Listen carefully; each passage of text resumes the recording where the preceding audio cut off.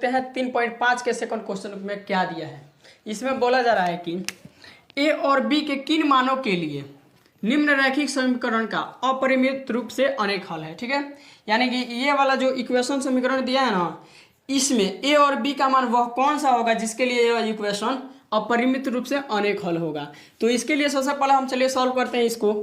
सबसे पहले जानेंगे कि अपरिमित रूप से अनेक हल के शर्त क्या होता है।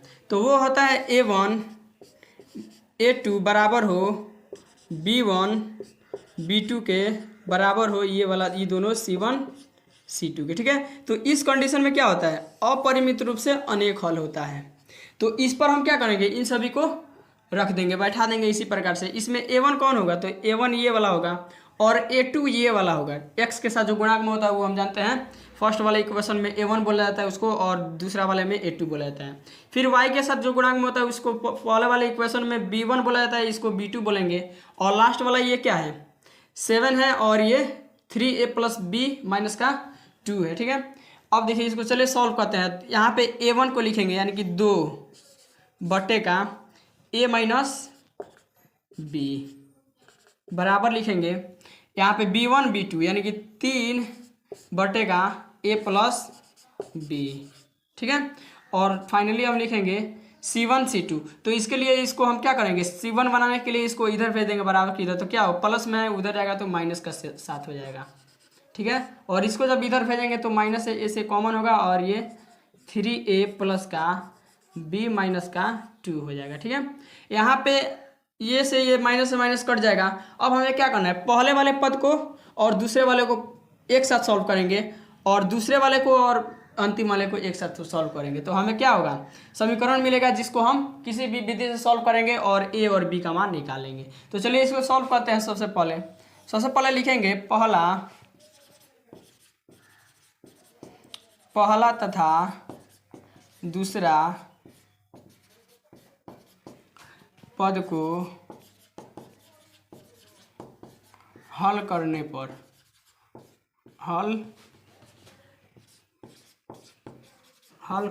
पहला और दूसरा पद को क्या करेंगे, हल करेंगे। पहला पद 2 डिवाइडेड बाई a - b है, 2 डिवाइडेड बाई a - b, और दूसरा क्या है, इसको बराबर करेंगे किसके, 3 डिवाइडेड बाई a + b के, 3 डिवाइडेड बाई a + b के। ठीक है, इसको सॉल्व करेंगे। देखिए अब क्रॉस मल्टीपल करेंगे इस कंडीशन में, 2 में a से गुणा करेंगे तो 2a आएगा और प्लस है तो प्लस देंगे, 2 में b से गुणा करेंगे तो 2b आएगा, बराबर देंगे। जब 3 में a से गुणा करेंगे तो 3a आएगा और माइनस है तो माइनस देंगे यहाँ पे, और माइनस b में और 3 से गुणा करेंगे तो 3b आएगा। इसको आगे सॉल्व करेंगे, a वाले को एक साथ करेंगे, यहाँ से 2a और ये माइनस का इधर आएगा तो माइनस का 3a हो जाएगा, प्लस में इधर भेजेंगे बराबर के तो माइनस में हो जाएगा। ठीक है, बराबर ये माइनस का 3b और ये प्लस में उधर भेजेंगे b वाले को तो माइनस का 2b हो जाएगा। इसको आगे सॉल्व करेंगे तो यहाँ से इसको जब सॉल्व करेंगे 2a प्लस का और माइनस का 3a घटेगा तो माइनस का a बचेगा, इस इक्वल टू माइनस का 3b और माइनस का 2b कितना हो जाएगा, माइनस का 5b हो जाएगा। ठीक है, इसको इधर ला देते हैं, यहाँ से क्या हो जाएगा, a माइनस प्लस हो जाएगा, माइनस का ये a है और ये माइनस में इधर लाएंगे तो प्लस का हो जाएगा, 5b इज इक्वल टू 0। ये इक्वेशन 1 मिल गया हमको। ठीक है, इक्वेशन 1 यानी कि समीकरण 1 मिल गया। इसको हम यहाँ पे या का भी चिन्ह दे देते हैं। अब हमें सॉल्व करना है अगले इक्वेशन को, आगे देखते हैं। आगे हम क्या करेंगे, दूसरा वाला पद को और अंतिम वाला पद को सॉल्व करेंगे। यहाँ पे लिखेंगे दूसरा तथा अंतिम पद को हल करने पर दूसरा और अंतिम पद को हल करने पर, दूसरा पद क्या है, तो 3 बटे का a + b, 3 बटे का a + b बराबर 7 बटे का 3a + b - 2, 7 बटे का 3a + b - 2 ई है। ठीक है, इसको सॉल्व करेंगे। सबसे पहले 3 से गुणा करेंगे, 3 में 1 से 3 में 3 से गुणा करेंगे तो 9 आएगा और a रहेगा।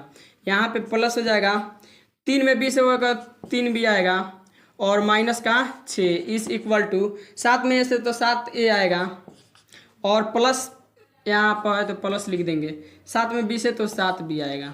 इसको आगे सॉल्व करेंगे, ए वाले को एक साथ करेंगे और बी वाले को एक साथ करेंगे, ठीक है। ऐसा करते हैं, इन सभी को ए और बी वाले को इधर ला देते हैं और अंक वाले को उधर कर देते हैं, ठीक है। यहाँ से 9 ए बचेगा और ए वाले को इधर लाएंगे तो माइनस का 7 ए होगा, फिर प्लस है और 3 बी है, 3 बी लिख लेते हैं। यहाँ प्लस में इधर आएगा तो माइनस का 7 बी हो जाएगा is equal to, e plus में अंक वाला जब बराबर के उधर करेंगे तो ये सॉरी माइनस में उधर भेजेंगे तो प्लस में हो जाएगा, ठीक है। इसको आप सॉल्व करते हैं, माइनस का ए और यहाँ पे क्या है 9a और माइनस का 7a सॉल्व करेंगे तो 2a बचेगा और यहाँ से क्या हो जाएगा प्लस का 3b और माइनस का 7b घटेगा तो माइनस का 4b हो जाएगा इस इक्वल टू यहाँ से 6। इसमें कॉमन में है, 2 कॉमन है इन सभी में, ठीक है।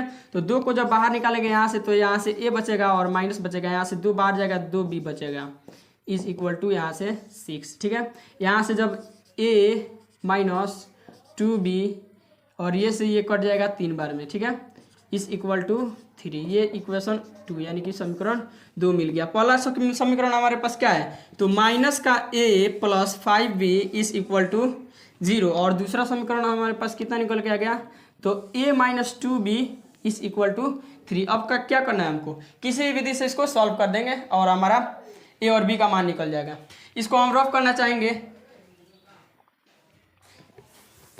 अब हमें क्या करना है, किसी विधि से इसको सॉल्व कर देना है। तो चलिए इन दोनों इक्वेशन को हम विलोपन विधि से सॉल्व करके आपको दिखाते हैं।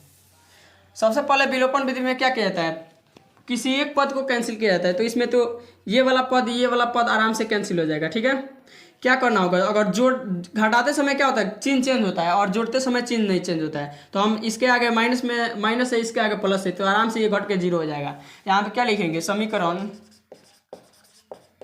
1 को जोड़ने पर समीकरण 2 यानी समीकरण 1 में समीकरण 2 को जोड़ने पर यहाँ पे समीकरण 1 कितना है तो माइनस का a है और प्लस का 5b है और इस इक्वल टू 0 दिया है। समीकरण 2 कितना है तो a है, वहाँ पे a है और प्लस यहाँ पे माइनस है, माइनस का 2b है, माइनस का 2b इस इक्वल टू यहाँ पे 3 है। ये वाला लिख रहे हैं समीकरण 2 में, ठीक है।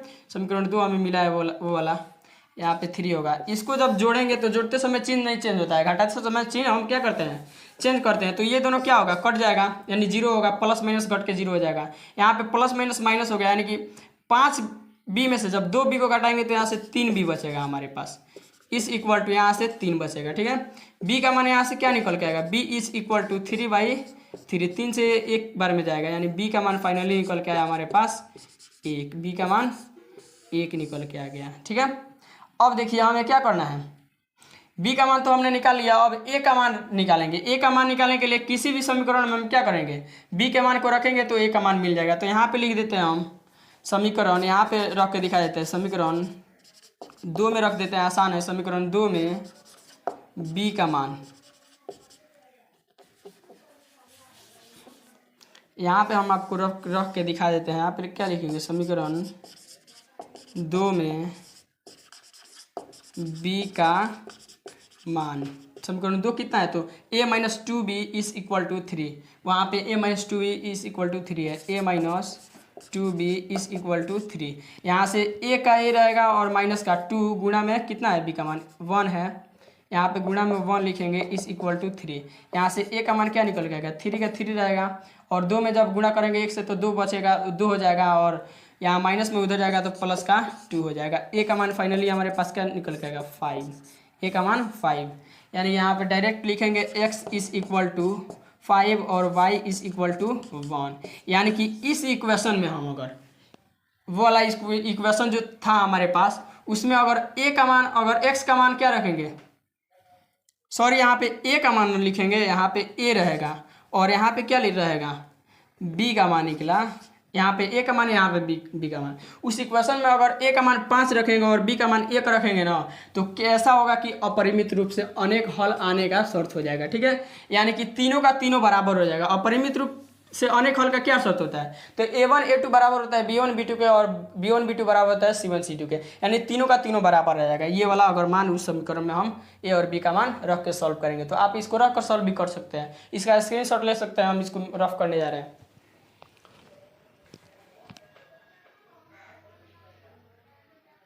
तो चलिए क्वेश्चन नंबर 2 के सेकंड पार्ट को देखते हैं। सेकंड पार्ट में क्या दिया है, इसको क्वेश्चन को सबसे पहले पढ़ेंगे हम। यहाँ पे दिया है के किन मानों के लिए निम्न रैखिक समीकरण युग्म का कोई हल नहीं है। कोई हल नहीं होने का शर्त क्या होता है, तो उसको सबसे पहले लिख लेंगे, यानी कौन के का, इसमें के स्थान पर कौन सा मान रखेंगे इस इक्वेशन में, इस वाले कि इसका कोई हल नहीं आने का शर्त हो जाएगा। ठीक है, तो सबसे पहले कोई हल नहीं आने का शर्त क्या होता है, तो A1 A2 बराबर होता है B1 B2 के, बट ये दोनों बराबर नहीं होता है C1 C2 के।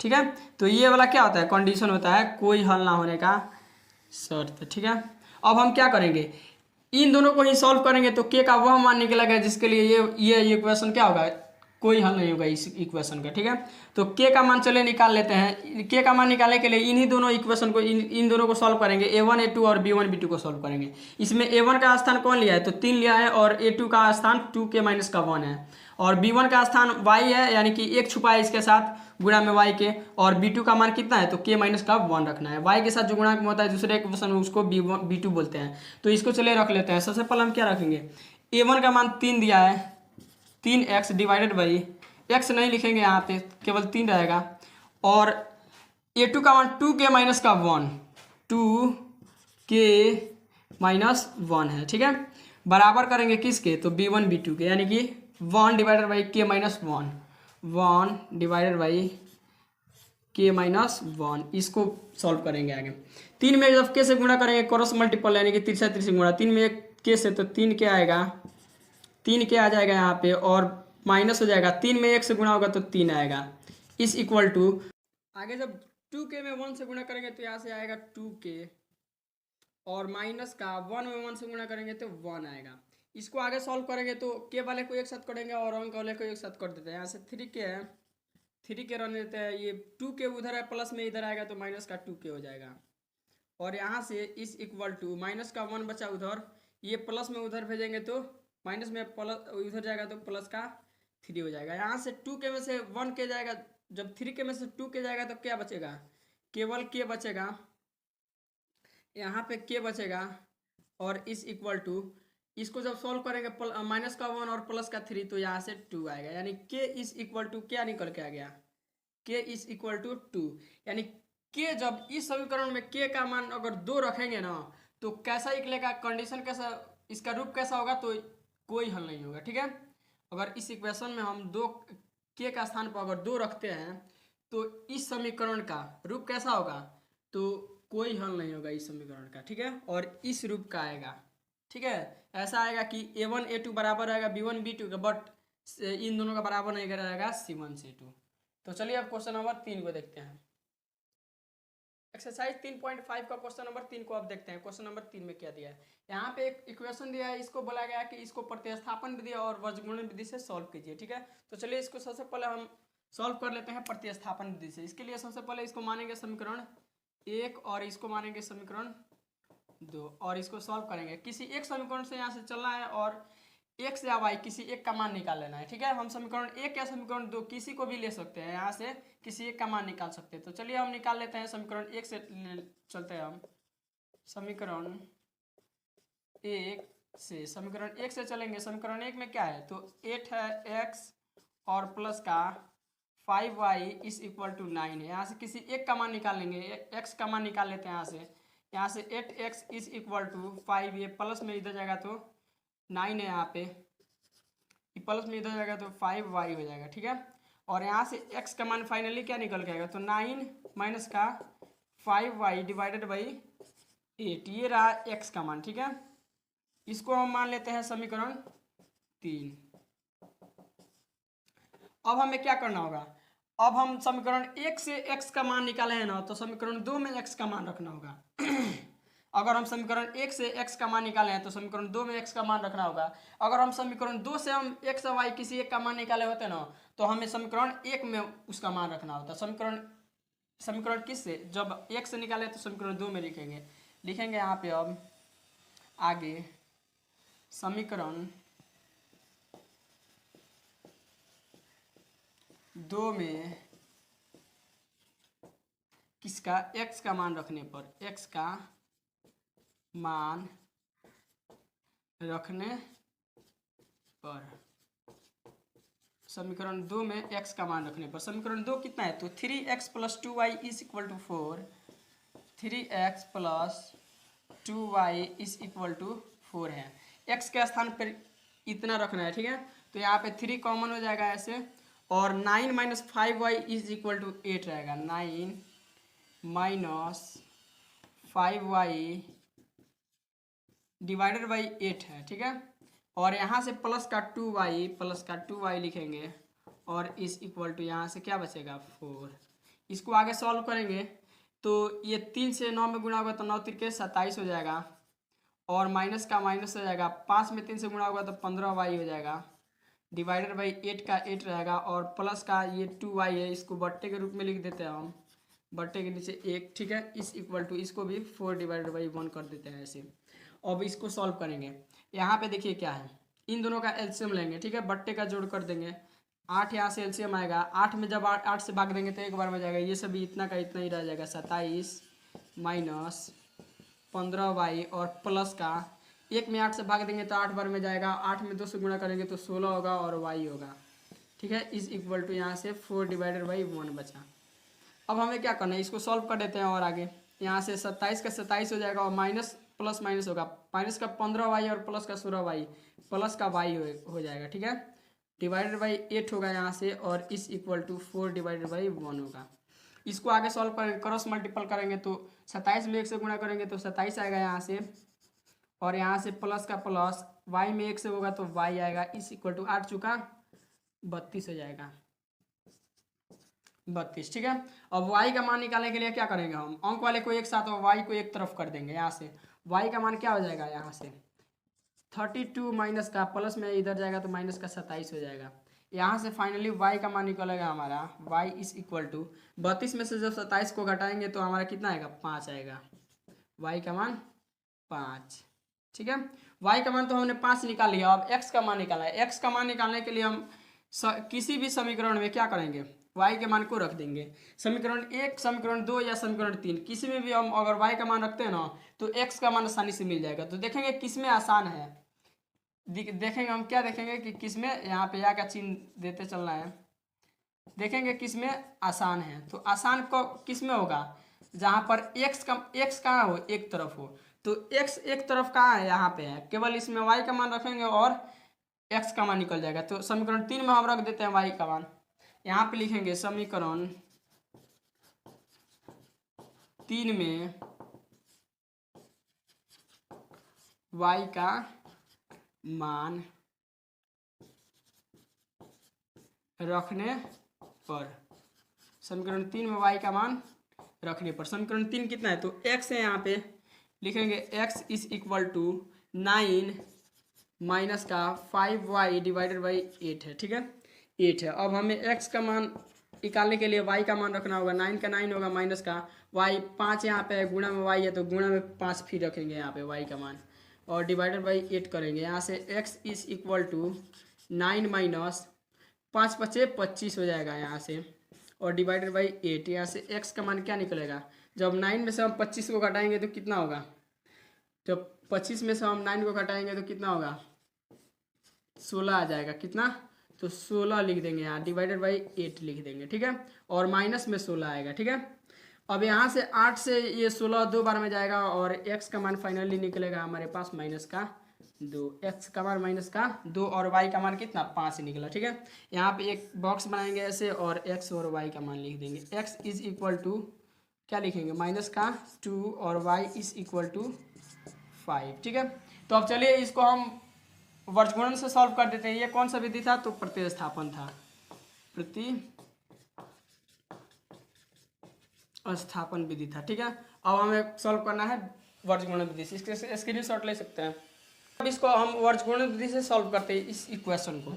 सबसे पहले वर्गगुणन विधि सॉल्व करने के लिए क्या करेंगे, इसको इसको भी इधर करेंगे और इसको इधर करेंगे, यहाँ पर भेजेंगे उसको तो क्या हो जाएगा 8x और प्लस का 5y और प्लस में उधर भेजेंगे तो माइनस का 9 हो जाएगा और इसको 0 लिख देंगे बराबर। ठीक है, इसको जब भेजेंगे उसको तो 3x और प्लस का 2y और माइनस का 4 इज इक्वल टू 0 हो जाएगा। ठीक है, अब हमें क्या करना होगा, इसके लिए हम फार्मूला का यूज करते हैं। एक फार्मूला होता है वर्गगुणन विधि का, x is b1 c2 minus b2 c1। ठीक है, is equal to y divided by c1 a2 minus c2 a1। ठीक है, is equal to 1 divided by a2 a1 b2 minus a2 b1। ठीक है, ये वाला फार्मूला का यूज हम करेंगे इसको सॉल्व करने के लिए। अब हमें चाहिए a1 b1 और c1 a2 b2 और c2 का मान। तो यहाँ से जो x के साथ पहले इक्वेशन में गुणांक में होता है उसको a1 बोलते हैं। a1 का मान कितना दिया है तो 8 दिया है और b1 का मान कितना दिया है b इज इक्वल टू 5 दिया है यहाँ पे, 5 के साथ गुणांक में जो होगा उसको, और c1 का मान लिख देंगे हम ये वाला माइनस का 9, चिन्ह के साथ लिखना है इसमें माइनस का 9। और a2 का मान क्या हो जाएगा, a2 का मान दूसरे इक्वेशन में x के साथ जो गुणांक में होगा उसको क्या मानेंगे a1, तो 3 लिखेंगे इसके लिए।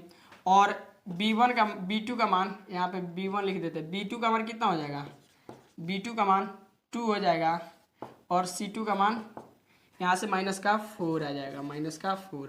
अब इसमें मान को रख देना है हमें। ठीक है, अब यहाँ देखिए x को x लिखेंगे डिवाइडेड बाई b1 कितना है तो b1 5 दिया है तो 5 लिखेंगे और गुणा में लिखेंगे c2 का मान यहाँ पे माइनस का 4 है तो माइनस 4 लिखेंगे, यहाँ गुणा में माइनस का 4 लिखेंगे। ठीक है, और माइनस वाला फॉर्मूला वाला माइनस यहाँ देंगे। b2 का मान कितना है b2 यहाँ पे दिया है b2 2 दिया है गुणा c1 का मान माइनस का 9 वहाँ पे है तो यहाँ पे क्या लिखेंगे माइनस का 9। ठीक है, आगे बराबर दिया है y डिवाइडेड बाई c1 वहाँ पे माइनस का 9 है तो माइनस का 9 लिख लेंगे ऐसे और गुणा देंगे a2 का मान कितना है, a2 का मान 3 है तो 3 लिखेंगे और फार्मूला वाला माइनस यहाँ पे देंगे।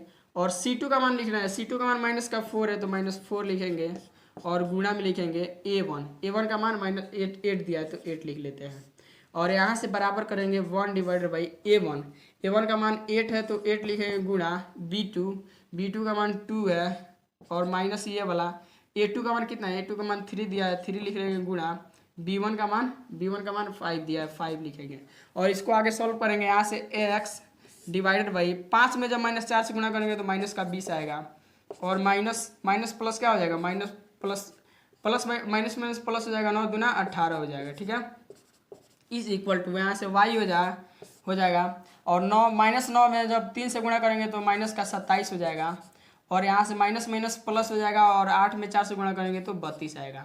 इज इक्वल टू यहाँ से 1 डिवाइडेड बाई 8 दूना 16 हो जाएगा और माइनस का माइनस 5 15। ठीक है, इसको आगे सॉल्व करेंगे तो x डिवाइडेड बाई माइनस का 20 और प्लस का 18 घटेगा तो माइनस का 2 आएगा।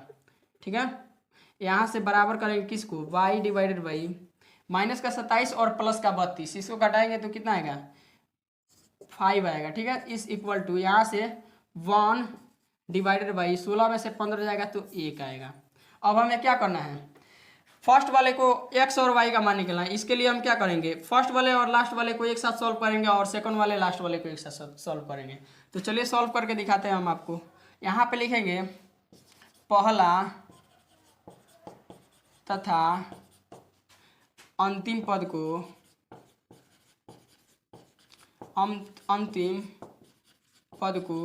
हल करने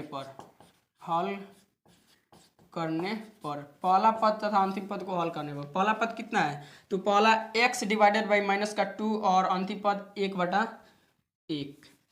x डिवाइडेड बाई माइनस का 2 इज इक्वल टू 1/1 करेंगे। 1 में x से गुणा होगा तो x आएगा इस इक्वल टू माइनस का 2 हो जाएगा। यहाँ से x का मान माइनस का 2 निकला।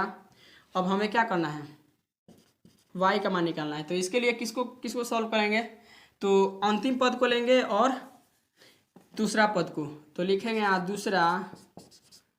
दूसरा तथा अंतिम पद को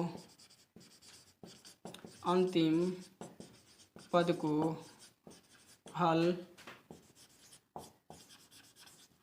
करने पर, दूसरा और अंतिम पद को हल करने पर, दूसरा कितना है तो y/5 और 1/1, y divided by 5 is equal to 1/1। y में 1 से गुना होगा तो y आएगा और 5 में 1 से तो 5 आएगा, यानी y का मान 5 और x का मान कितना निकला, यहाँ पे x का मान 2 और y का मान 5। ठीक है, तो इस इक्वेशन को जब हमने प्रतिस्थापन विधि से सॉल्व किया तो तब भी हमारा x का मान -2 आया और y का मान 5 आया, और वर्गमूल से भी सॉल्व किया तो इतना ही आया। ठीक है, तो इसका स्क्रीनशॉट ले सकते हैं। अब चलते हैं अगले क्वेश्चन की ओर।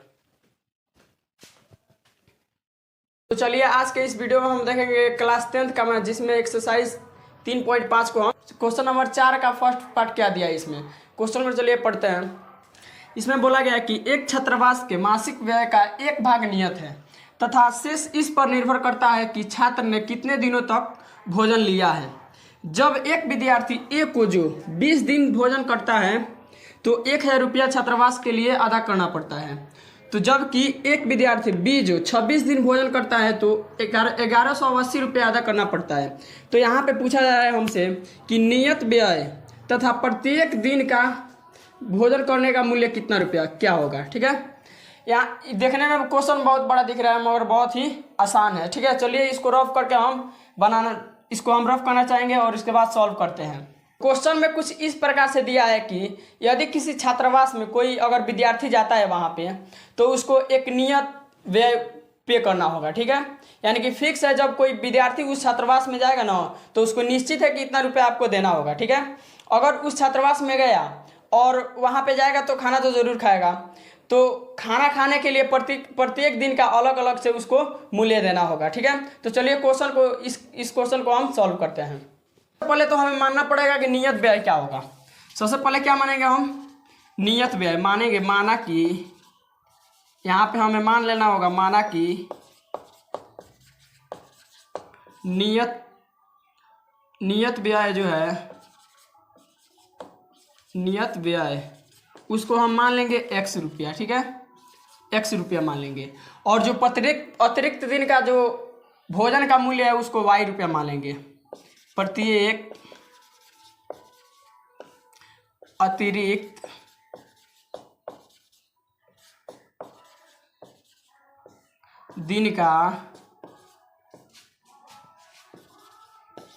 दिन के भोजन का मूल्य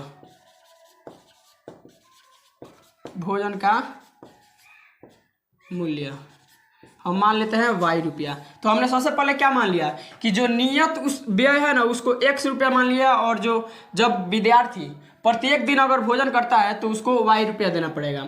जब हॉस्टल में जाएगा तो इतना रुपया उसको फिक्स है कि देना पड़ेगा। उसके बाद अगर प्रत्येक दिन जैसे कि एक दिन भोजन करेगा तो y रुपया उसको ऐड करना पड़ेगा इसमें, अगर 2 दिन करता है तो 2 y रुपया ऐड करना पड़ेगा। इस प्रकार से क्या करना पड़ेगा, उसको मूल्य को चुकाना होगा। तो चलिए आगे देखते हैं क्या दिया है। तो एक कोई विद्यार्थी है जो 20 दिन भोजन करता है और छात्रावास में 1000 रुपया अदा करता है, तो इसका कुल खर्च कितना होगा। तो यहाँ पे देखिए लिखेंगे ए का,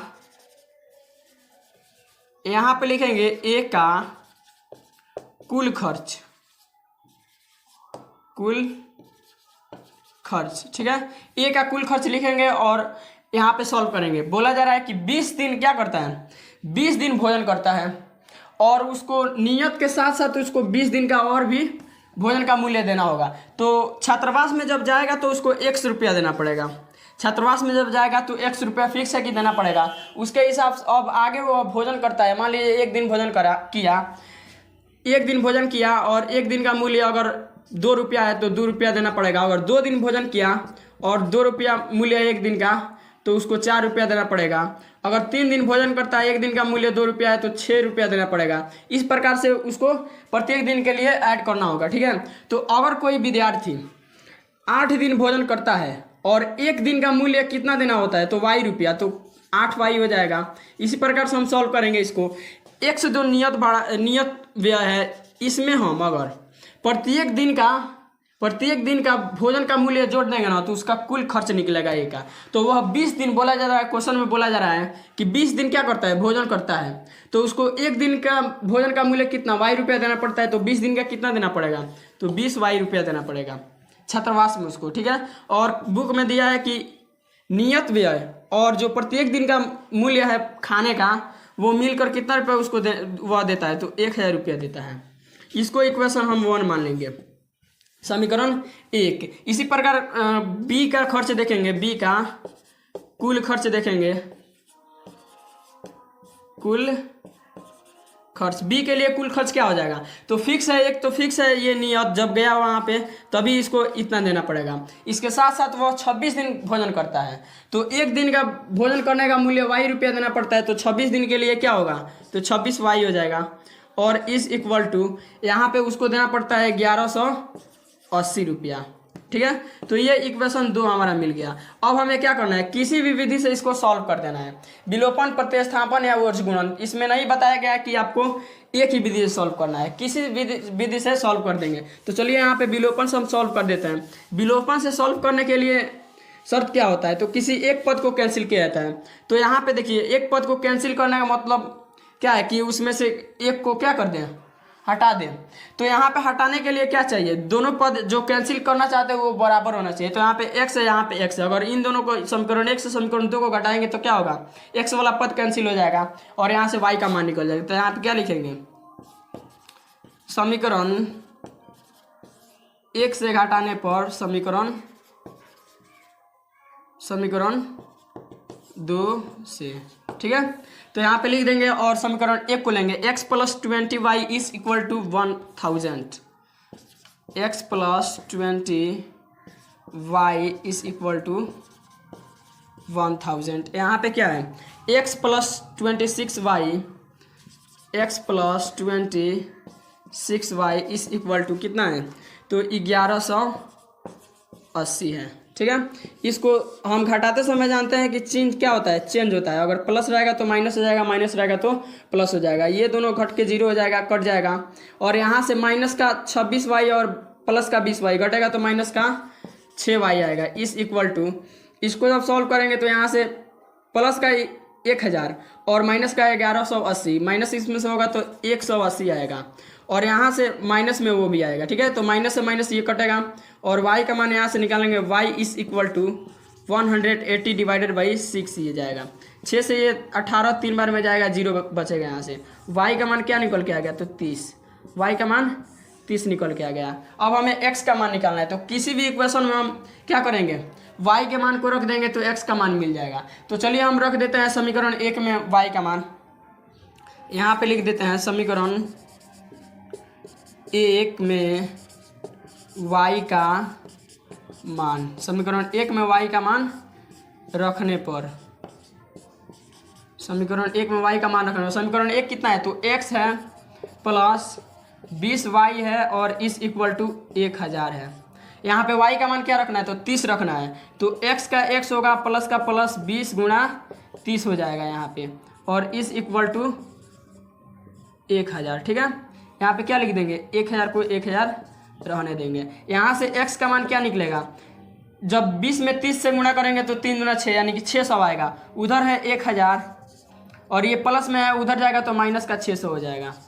यहाँ से x का मान हमारा फाइनली निकल के आएगा, 1000 में से जब 600 को घटाएंगे तो 400 रुपया, 400 रुपया हमारा आ गया। अब हम किसको क्या माने थे, तो हमने माना था क्या, नियत व्यय जो है ना x रुपया, और प्रत्येक अतिरिक्त दिन का जो भोजन का मूल्य है y रुपया है। तो हम क्या लिखेंगे लास्ट में, फाइनली लिखेंगे कि नियत व्यय, इसलिए लिख देंगे, यहाँ पे लिख देते हैं, इसलिए नियत व्यय इस इक्वल टू x माने थे तो 400 रुपया। यानी कि जब कोई विद्यार्थी उस छात्रावास में जाएगा तो जाते हैं उसको कितना रुपया अदा करना पड़ेगा, तो 480 रुपया देना पड़ेगा। उसके बाद अगर भोजन करता है तो भोजन का मूल्य क्या हो जाएगा, प्रत्येक दिन के लिए भोजन का मूल्य क्या हो जाएगा, तो 30 रुपया। अगर एक दिन भोजन करेगा तो 30 रुपया, फिर 2 दिन भोजन करेगा तो 2 से गुणा करेंगे यानी 60 रुपया देना पड़ेगा। इसी प्रकार से 3 दिन भोजन करेगा तो 90 रुपया देना पड़ेगा। इस प्रकार से ये क्वेश्चन सॉल्व हुआ। इसका स्क्रीनशॉट ले सकते हैं आप।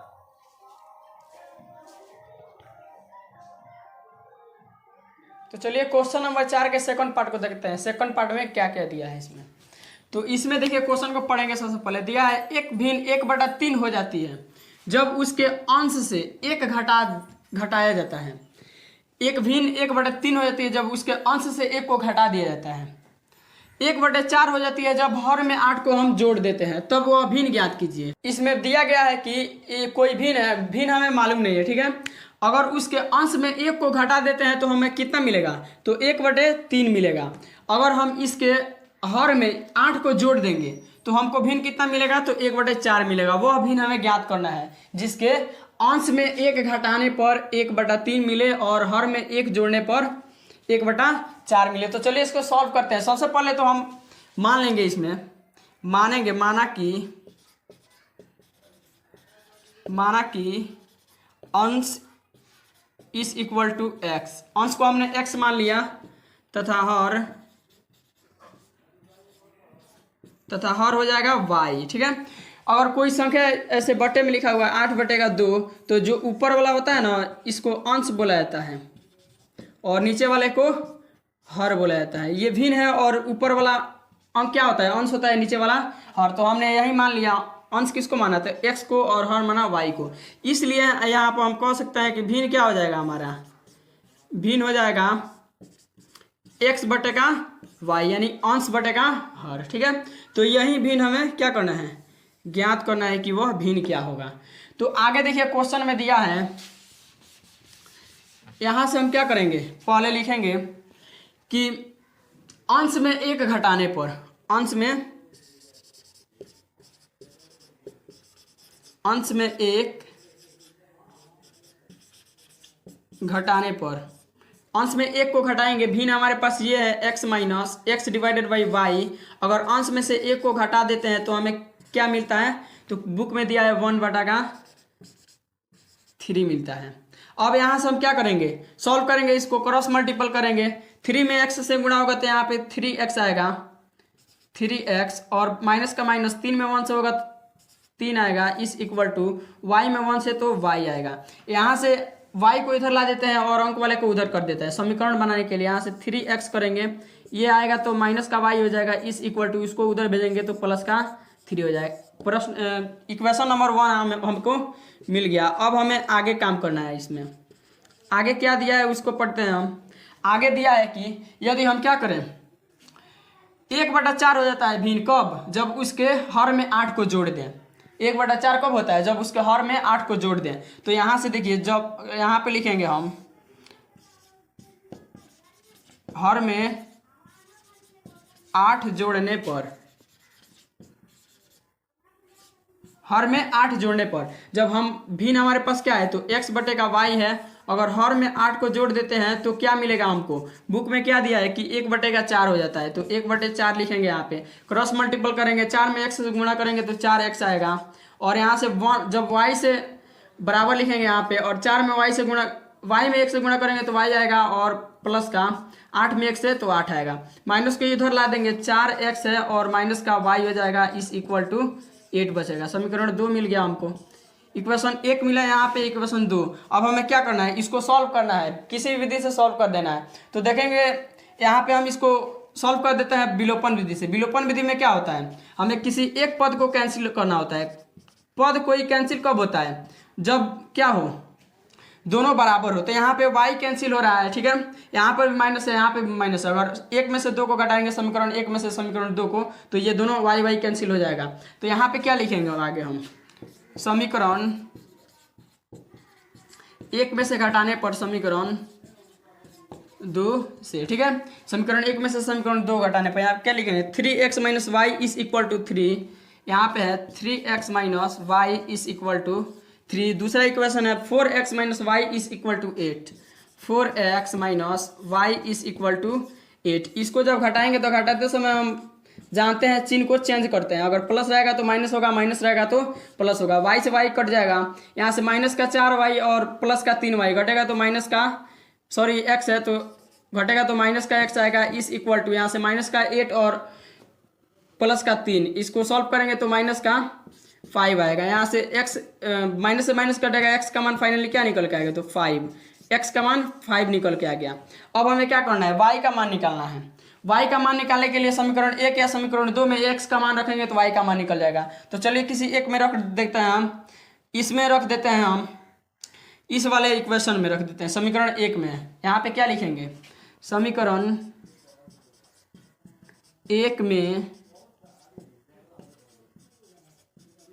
x का मान रखने पर, समीकरण 1 में x का मान रखने पर, समीकरण 1 क्या है, तो 3x minus y is equal to 3 है। 3x minus y is equal to 3 है। इसमें जब हम y का मान कितना, x का मान कितना रख 5 रखना है। यहाँ पे 3 गुणा में x है तो 5 लिखेंगे और माइनस का y हो जाएगा, इज इक्वल टू 3 होगा। यहाँ से 5 या 15 होगा, माइनस का y इधर बचेगा और 15 को उधर प्लस में उधर भेजेंगे तो माइनस हो जाएगा। तो इस इक्वल टू यहाँ 3 है, ये माइनस हो जाएगा 15। इसको आगे सॉल्व करेंगे तो यहाँ से केवल यहाँ पे लिख देते हैं हम उसको। यहाँ से क्या बचेगा, माइनस का y बचेगा इज इक्वल टू प्लस का 3 और माइनस का 15। इसको सॉल्व करेंगे तो कितना आएगा, माइनस का 12।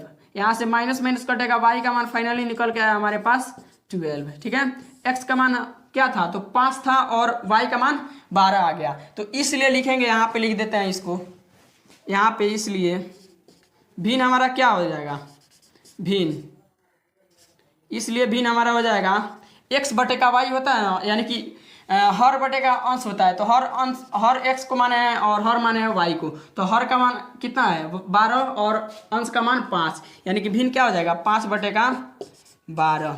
अगर इस वाले भिन्न में हम, इस वाले भिन्न में अगर इस वाले भिन्न के अंश में एक को अगर जोड़ देंगे, इस वाले भिन्न के अंश में अगर एक को जोड़ देंगे तो हमें मिलेगा, भिन्न मिलेगा 1 बटे का 3। ठीक है, अगर हम इस वाले भिन्न में हर में से 8 को घटा दें, हर में से क्या करें 8, सॉरी हर में 8 को क्या करें जोड़ दें, इसमें इस भिन्न में हर में अगर 8 को जोड़ देते हैं तो हमारे पास भिन्न क्या मिलेगा 1 बटे का 4 मिलेगा। ठीक है, तो इसका स्क्रीनशॉट आप ले सकते हैं।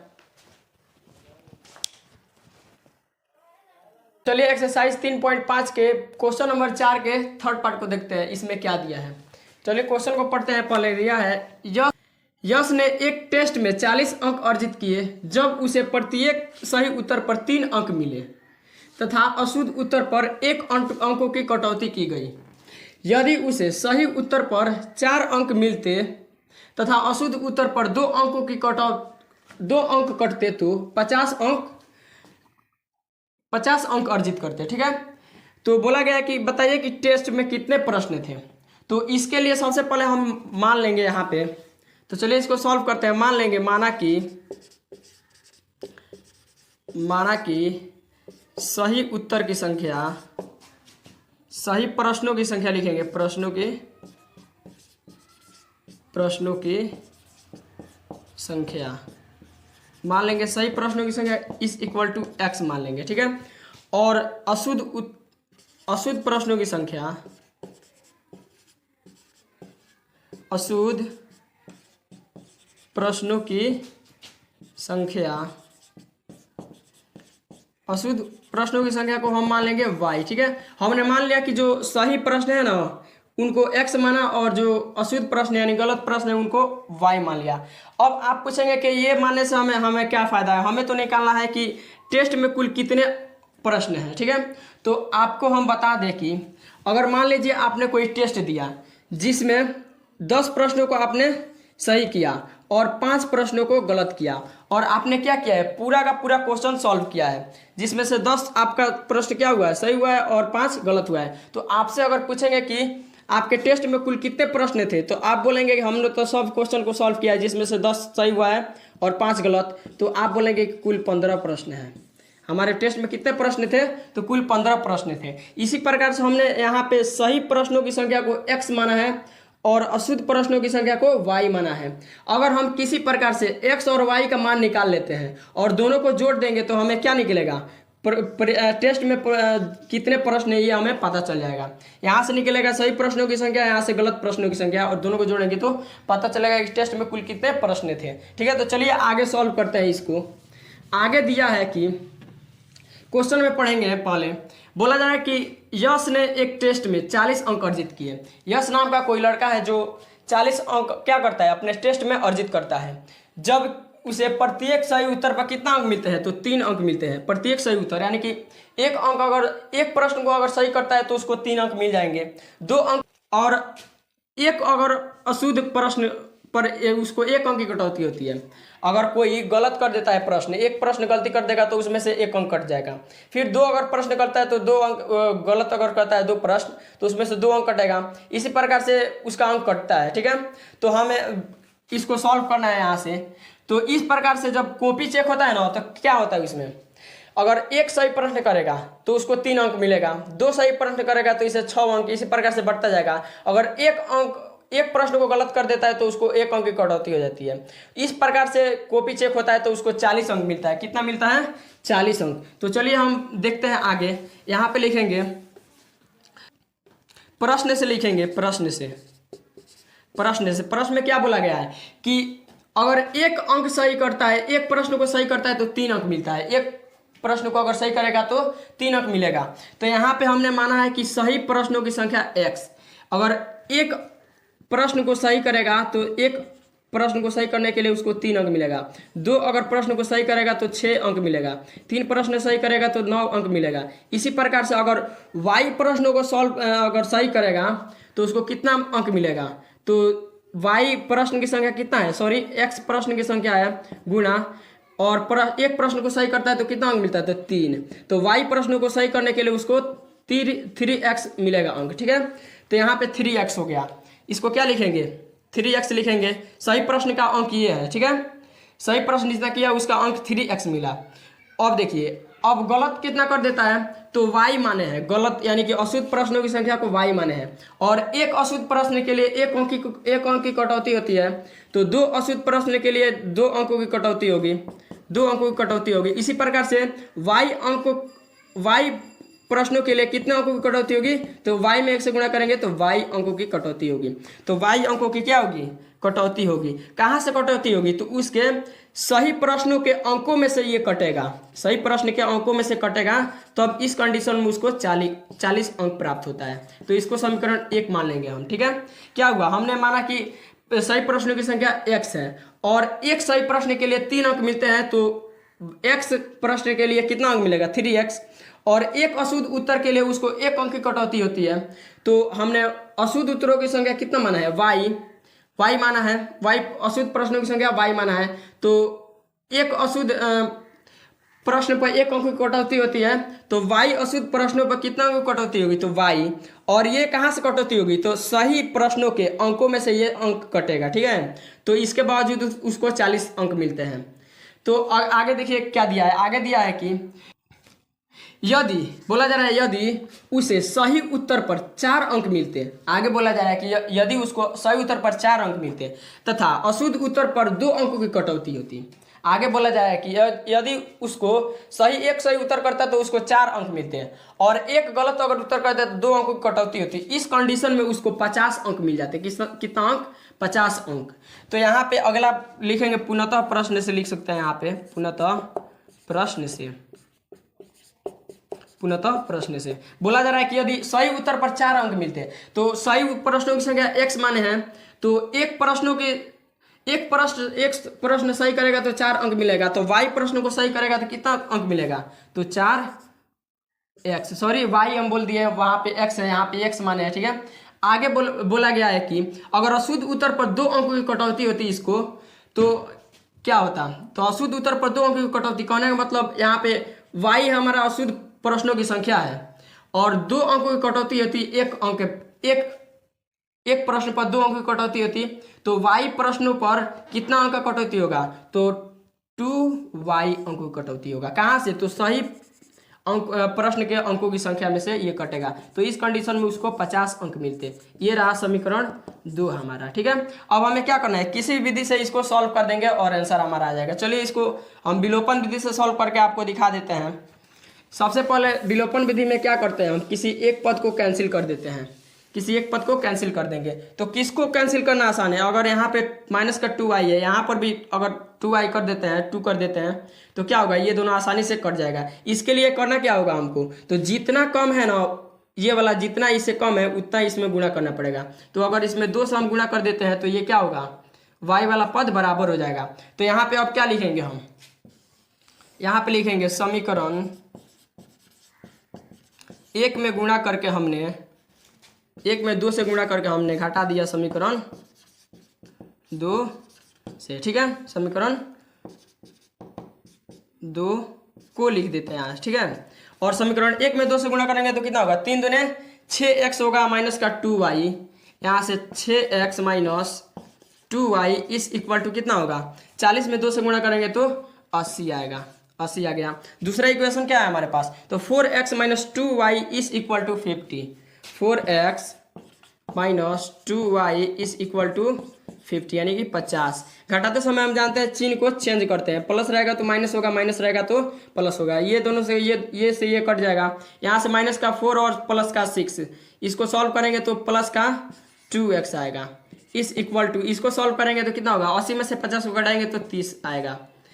और यहाँ से अब देखिए x का मान निकालेंगे तो x इज इक्वल टू 30 को ये 2 क्या करेगा, डिवाइड करेगा, इधर गुणा में है उधर जाएगा तो भाग लगाएगा, 30 2 से ये 15 बार में जाएगा 30, और x का मान क्या निकल के आएगा हमारा फाइनली 15, x का मान 15 निकल गया। अब हमें निकालना है y का मान। y का मान निकालने के लिए हम किसी में रख सकते हैं x का मान, इस समीकरण 1 में रख देंगे तो अभी हमारा वही मान निकलेगा जो समीकरण 2 में हम x का मान रखेंगे। तो समीकरण 1 में आसान है, इसमें रख देते हैं x का मान। सबसे पहले क्या करेंगे, हम समीकरण 1 में लिखेंगे समीकरण 1 में x का मान रखने पर लिख देंगे यहाँ पे, ठीक है। समीकरण 1 कितना दिया है, तो समीकरण हमारा 1 कितना है, यहाँ पे देखिए 3x minus y is equal to 4, 3x minus y is equal to 4।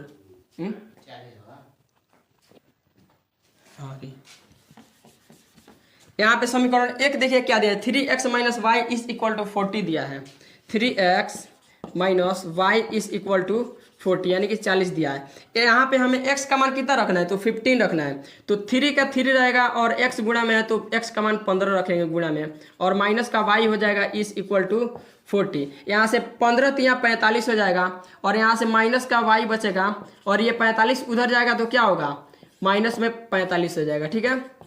इस प्रकार से होगा। हमने क्या किया यहाँ पे, इन दोनों गुणा किया तो 15 या 45 होगा, और इसको जो प्लस में उधर भेजेंगे तो माइनस का 45 हो जाएगा, ये माइनस का y इधर बचेगा। यहाँ से माइनस का y इज इक्वल टू, जब इसको सॉल्व करेंगे घटाएंगे 45 में से 40 को तो माइनस का 5 आएगा, माइनस से माइनस कटेगा, y का मान हमारा फाइनली निकल के आएगा 5y। तो यहाँ पे हमारा फाइनली आंसर क्या हो जाएगा, यानी कुल प्रश्न कितना होगा, तो सही प्रश्न की संख्या 15 निकला है और अशुद्ध प्रश्न की संख्या 5 निकला है, तो दोनों को जोड़ेंगे तो क्या होगा, कुल प्रश्न की संख्या निकलेगा। तो कुल यहाँ पे हमारे पास यहाँ पे जगह नहीं है तो यहाँ पे कुल लिख देंगे, छोटा करके ऐसे लिखना है क्या, इसलिए टेस्ट में प्रश्नों की संख्या कुल प्रश्नों की संख्या लिख देंगे और दोनों को जोड़ देंगे, 15 प्लस 5 यानी कि कुल 20 प्रश्न थे। टेस्ट में कितने प्रश्न थे, तो कुल 20 प्रश्न थे टेस्ट में। ये रहा हमारा आंसर, आप इसका स्क्रीनशॉट ले सकते हैं।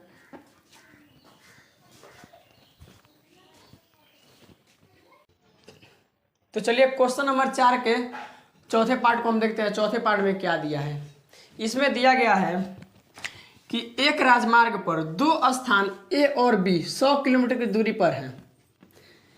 एक कार ए से तथा दूसरी कार बी से एक ही समय में चलना प्रारंभ करती है। यदि ये कारें भिन्न भिन्न चालों से एक ही दिशा में चलती है तो वे 5 घंटे पश्चात मिलती है। वे विपरीत दिशा में चलती है तब तो 1 घंटे पश्चात मिलती है। तो दोनों कारों की चाल ज्ञात कीजिए, दोनों कारों का चाल ज्ञात करना है। चलिए इसको सबसे पहले हम समझते हैं कि क्या दिया इसमें, इसको समझते हैं।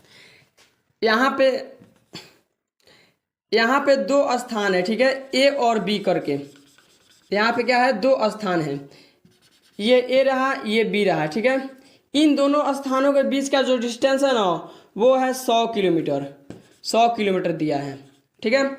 ए और बी कोई स्थान है और इन दोनों का डिस्टेंस 100 किलोमीटर दिया है, और बोला गया है कि एक कार जो है ए स्थान से चलना प्रारंभ करती है और एक कार बी स्थान से चलना प्रारंभ करती है, एक ही समय में और एक ही दिशा में चलना प्रारंभ करती है।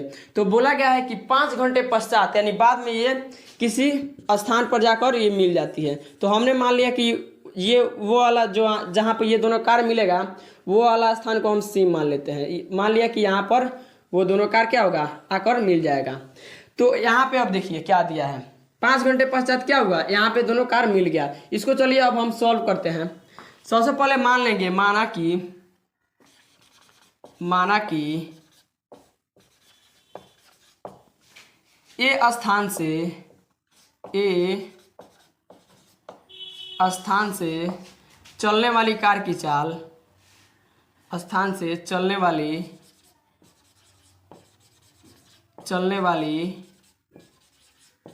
कार की चाल हम मान लेते हैं x किलोमीटर प्रति आवर। ठीक है, हमने मान लिया कि जो कार ए स्थान से चल रही है, यहाँ से चल रही है, उसका चाल हमने मान लिया x किलोमीटर प्रति घंटा है। ठीक है, और इसके बाद हम मान लेंगे कि माना कि बी स्थान से चलने वाली कार की चाल क्या हो जाएगा, तो y किलोमीटर प्रति घंटा मान लेते हैं, y किलोमीटर प्रति आवर। ठीक है, हमने y किलोमीटर प्रति घंटा मान लिया जो बी स्थान से कार चल रही है। ठीक है, तो यहाँ पे अब देखिए 5 घंटा पश्चात बोला जा रहा है कि यहाँ पर मिल जा रही है। तो अगर हम पूछेंगे कि वह कार का दूरी बताइए, 5 घंटे में वह कार का दूरी बताइए जो ए स्थान से चल रही है, तो आप बोलेंगे कि कार ए जो है ना यहाँ से 5 घंटे में कहाँ तक गई, तो सी तक गया, यहाँ तक गई। ठीक है, और अब बोलेंगे हम आपसे कि आप बताइए कि बी स्थान से जो कार चली वो कितना दूरी तक की, तो यहाँ से चलना प्रारंभ करती है, यानी यहाँ से यहाँ तक चलना प्रारंभ, यहाँ तक दूरी तय किया 5 घंटे में। जो ए स्थान पर कार है ना वो यहाँ से यहाँ तक डिस्टेंस तय की 5 घंटे में, और बी से स्थान से जो कार चली वो यहाँ से यहाँ तक डिस्टेंस तय किया। ठीक है, तो यहाँ पे देखिए सबसे पहले अब लिखेंगे, यहाँ पे हम लिखेंगे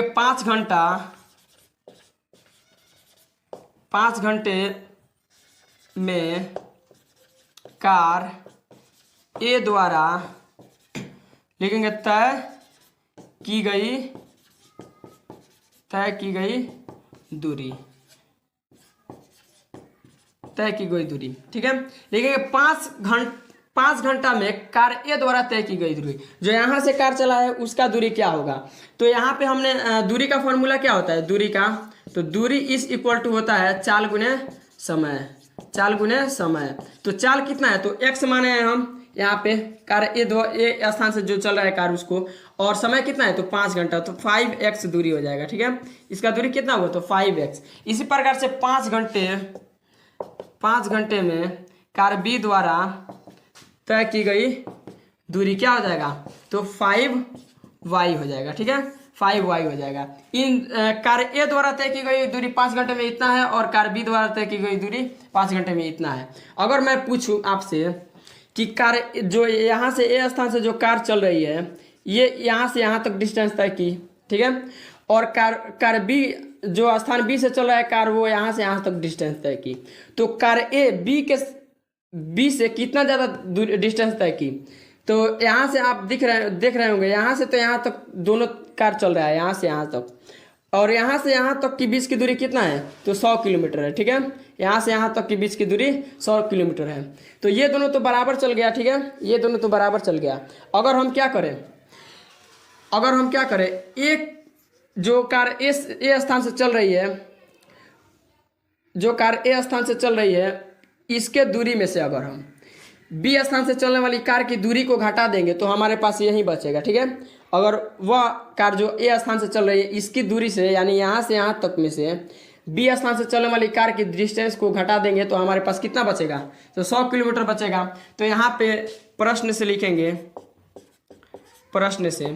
और यहाँ पे लिखेंगे कि कार ए द्वारा तय की गई दूरी कितना है, तो 5x है, 5x। इसके अगर दूरी में से हम माइनस कर दे किसको, तो कार बी द्वारा तय की गई दूरी को, तो कितना बचेगा, तो 100 मीटर बच रहा है, किलोमीटर। यहाँ से अब 5 कॉमन दिख रहा है सभी में, तो 5 को बाहर निकालेंगे तो यहाँ से क्या बचेगा, यहाँ से x बचेगा और यहाँ से माइनस का y बचेगा, इस इक्वल टू यहाँ से 20 हो जाएगा। ये समीकरण हमारा, इसको मान लेंगे समीकरण हम 1। ठीक है, यहाँ पे हमने क्या किया है, 5 को यहाँ से बाहर निकालेंगे तो x बचेगा, इसमें 5 से बाहर निकालेंगे, इसको 5 तो एक यहाँ पर भी y बचेगा, और ये वाला 5 जब इधर डिवाइड करेगा तो क्या होगा, 20 बार में जाएगा। अब देखिए आगे बोला जा रहा है कि अगर ये कार्य दोनों विपरीत दिशा में चलेगी तो 1 घंटा पश्चात मिलती है दोनों, ठीक है।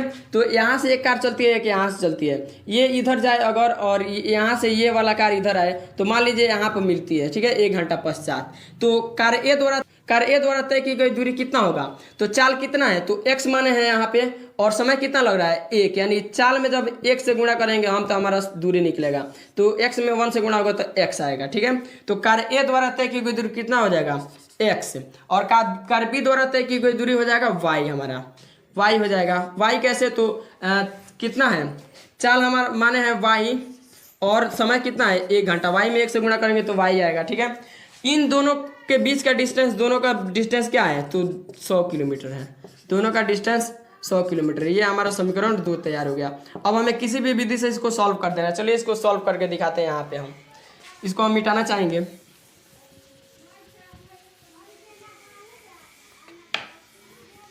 तो चलिए इसको सॉल्व करते हैं। सबसे पहले हम इसको विलोपन विधि सॉल्व कर देते हैं, ठीक है। लिखेंगे समीकरण 1 से घटाने पर समीकरण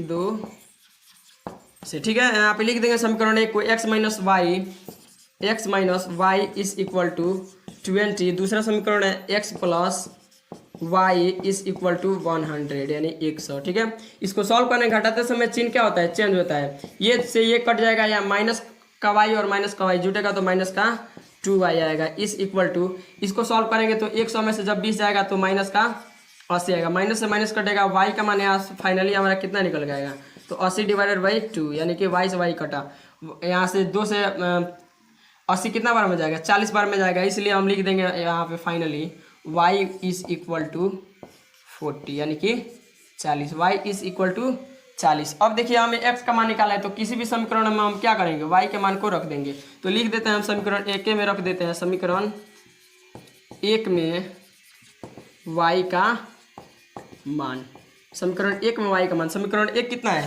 तो x minus y is equal to 20, x minus y is equal to 20, x का x रहेगा माइनस y का मान 40 रखना है, यानी 40 इज इक्वल टू 20। यहाँ से x का मान फाइनली क्या निकलेगा, 20 का 20 रहेगा, ये माइनस में उधर जाएगा तो प्लस का 40 यानी 40 होएगा। x का मान फाइनली हमारा 60 आएगा।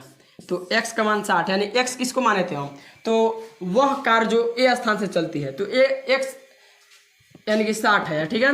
तो क्या लिखेंगे, a से स्थान से चलने वाली कार का स्पीड जो चाल हो जाएगा 60 किलोमीटर प्रति हावर हो जाएगा, और b से चलने वाली कार की चाल हो जाएगा यहाँ से 40 किलोमीटर प्रति हावर, ठीक है। ये रहा आपका आंसर, इसका स्क्रीनशॉट ले सकते हैं। लंबाई किसको माने हैं, तो x को माने हैं, तो x में 5 इकाई कम करेंगे तो कितना हो जाएगा, x माइनस 5 हो जाएगा, x माइनस 5 हो जाएगा।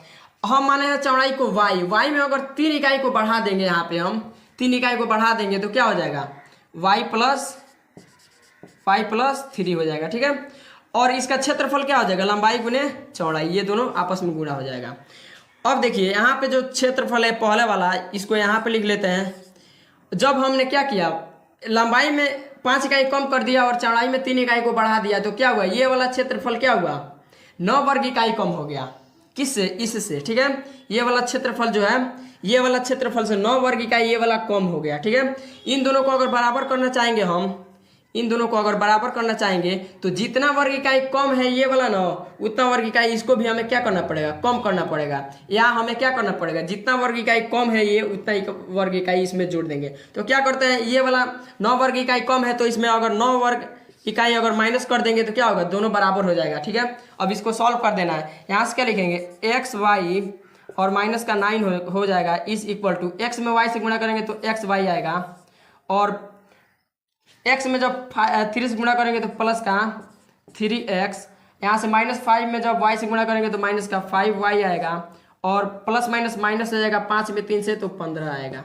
इसको आगे सॉल्व करेंगे तो यहाँ से दोनों तरफ बराबर के, इधर भी xy है इधर भी xy है, तो ये दोनों कट जाएगा। यहाँ से क्या बचा, माइनस का 9 और इस इक्वल टू बचा, यहाँ से 3x और माइनस का 5y बचा और माइनस का 15 बचा। ठीक है, अब हम क्या करेंगे, अंक वाले को एक साथ करेंगे और एक्स वाई को एक साथ कर देंगे।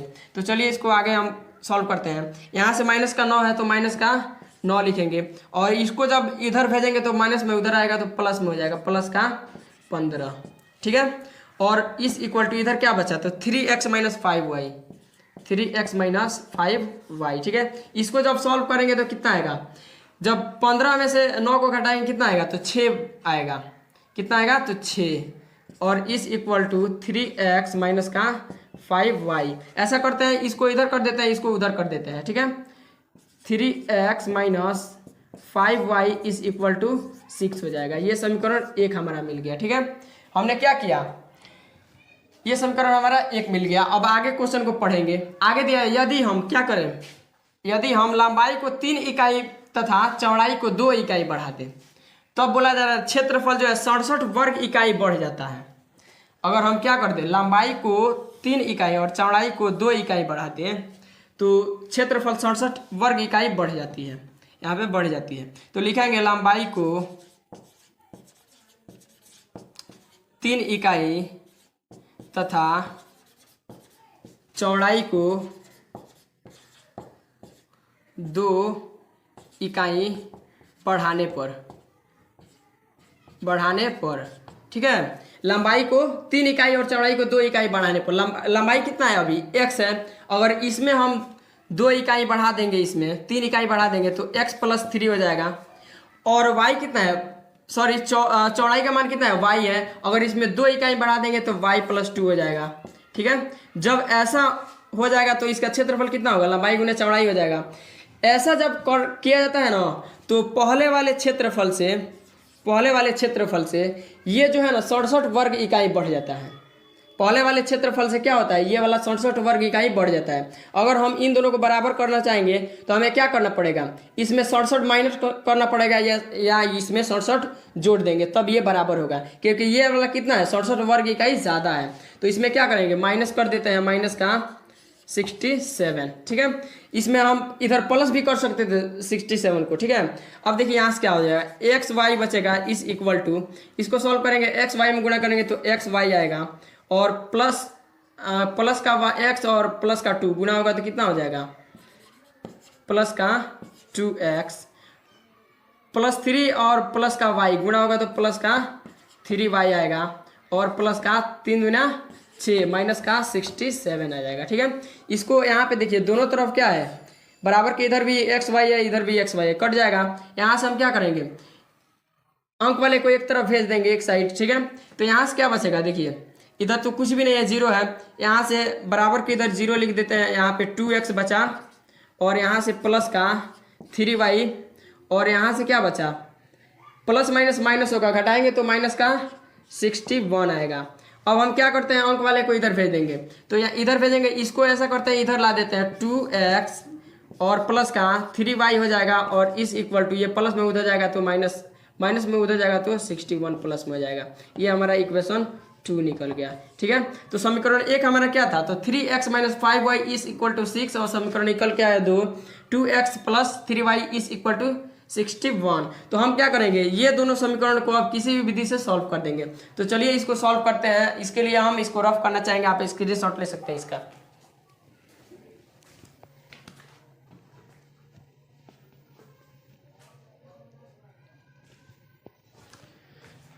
तो यहाँ पे हम इसको रफ करके और उसको सॉल्व कर देते हैं। ठीक है,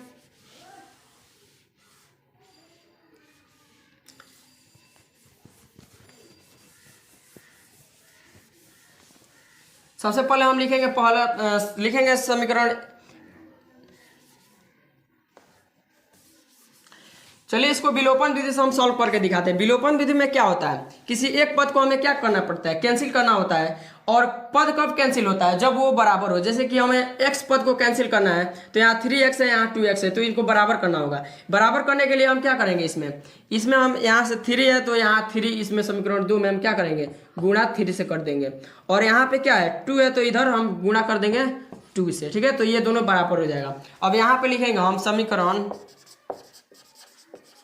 1 में गुणा हमने कितना से किया, तो समीकरण 1 में 2 से गुणा किया हमने, और घटा देंगे समीकरण 2 में गुणा करके कितना से, तो 3 से। ठीक है, अब देखिए क्या करना होगा, गुणा करेंगे जब 3 में 2 से गुणा होगा तो 3 6x हो जाएगा, 6x माइनस हो जाएगा 5 गुना 10y हो जाएगा, माइनस 10y इस इक्वल टू 6 गुना 12 हो जाएगा। 6 में जब 2 से गुणा होगा तो 12 हो जाएगा। वहाँ पे जब उसको सॉल्व करेंगे तो ये 3 से 2 में 2x में गुणा होगा तो 3 गुना 6x हो जाएगा, और वहाँ से प्लस आएगा, और 3y में जब 3 से गुणा होगा 3 3 का 9y आ जाएगा यहाँ से, इस इक्वल टू 63 में जब हम गुणा करेंगे 3 से तो 6 3 के 18, यहाँ से 3 का 3 आएगा और 6 3 का 18 हो जाएगा, 183 आ जाएगा। ठीक है, अब हमें क्या करना है, इसको घटाना है। तो घटाते समय जानते हैं हम चिन्ह को क्या करते हैं, चेंज करते हैं। यहाँ से ये वाला तो ये कट जाएगा, माइनस का 9 और माइनस का 10 जुटेगा तो माइनस का 19y हो जाएगा, जुटेगा माइनस का 19y इस इक्वल टू, इसको जब सॉल्व करेंगे घटाएंगे तो कितना आएगा, 183 में से 12 को घटाएंगे तो कितना आएगा, तो 100 माइनस में आएगा 171, माइनस में 171, माइनस में 171 आएगा। ठीक है, अब यहाँ से क्या करेंगे, माइनस से माइनस काट देंगे और y का मान फाइनली क्या निकालेंगे y का मान 171 डिवाइडेड बाई 19 डिवाइड करेगा, y का मान फाइनली निकल के आएगा हमारे पास 19